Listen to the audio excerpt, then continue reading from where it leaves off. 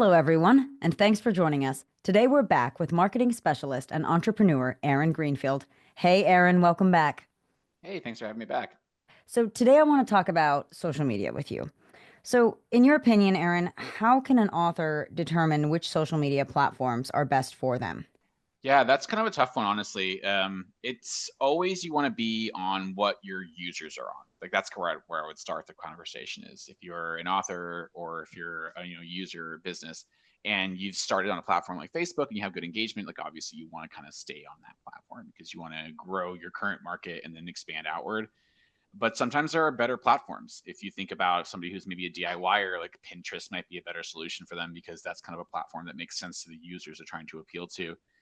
It's hard to look at the analytics in any one place to determine like how to grow without kind of connecting it to a website, honestly.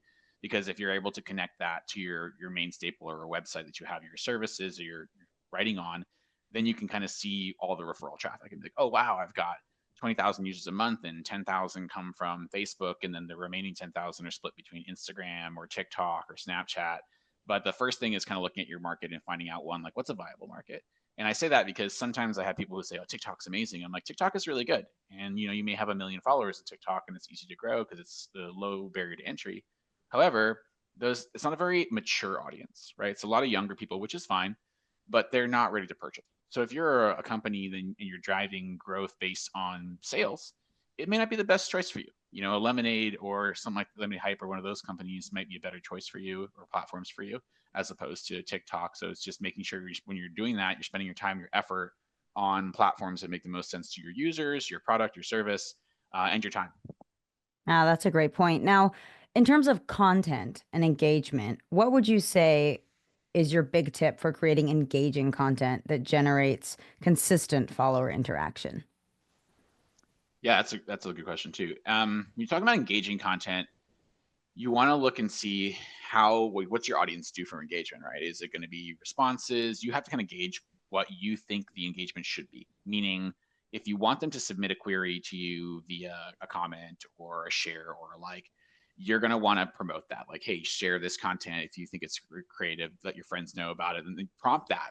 Tell them what to do, and also prompt the idea of keeping them engaged by creating multiple sections. Meaning, if you're an author and you want to talk about a book, and you want to talk about your series of books, like create content along that series, like talk about something, keep people engaged, almost make it a mini series like television would, and say, every Monday we're going to talk about how I come up with ideas for books. Tuesday we're going to talk about how I process that. Wednesday we're going to talk about how I compile that into a piece of writing, and it keeps people involved with you. But I think the biggest piece of it is be authentic.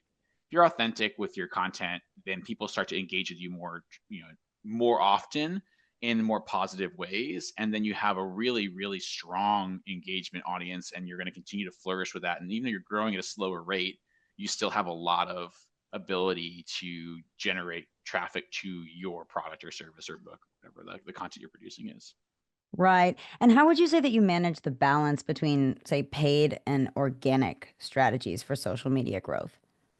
Yeah, so I kind of draw the line, just say if you want to grow and if you want to make sales, paid's the way to go, right? Because you can just reach so much quicker and you can point to a specific thing and be like, this is what I want to do. This is the engagement, or this is the type of metric I'm studying or trying to grow. So I want to throw dollars at it because I know that those dollars and that aspect will go towards it. If you're looking for sustainable growth over time from a content generation piece, meaning people on your platform growing followers, then that's going to be divvying out how many times a week you should be posting, what content you should be posting, creating a calendar, and it's going to be a lot slower. But the idea would be those are going to be reoccurring users to your platform, and eventually they will become purchasers or clients. But the idea is it's a validation too. If you have investors maybe or possibly other new potential users, if they see that you have a growing engagement on followers across multiple platforms and you're on 3 or 4 different types of social media platforms, that's going to help you sustain your marketplace more so than just a paid ad version where you're just trying to grow sales opportunities. And how can you measure ROI from your social media campaigns effectively? It depends on your objective, honestly. If you're like an influencer, for example, your ROI would be generated based on how fast or how large your audience is, and how can you monetize that audience based on the niche that you may be in or the marketplace that you're in versus the business, or like I said earlier, an author, where you're looking at how many times somebody may click on my bio or may click on a link in my stories to determine if that link became a purchase. And kind of came back to our conversation earlier, it's really difficult. I mean, you can create, if you're e-commerce, a store, you can show store purchases and shops directly through the platform, or you can send the traffic directly to your website. If you're Shopify, for example, you can track all the data through Shopify by integrating the two, and you can see how many users not only came to your site but made a purchase when coming from a social media platform. So I think that's the way I would look at ROI, but that's a much more physical product wise. To look at it from just a user growth, you kind of have to create what you would say are best practice benchmarks for your market, and can basically commit to achieving those benchmarks as a form of ROI, because those users could lead to more collaborations and different things of that nature that would eventually produce dollars. Right. I want to close this section with just asking you, what trends do you see shaping the future of social media marketing, and how should businesses, authors, entrepreneurs, how do we prepare?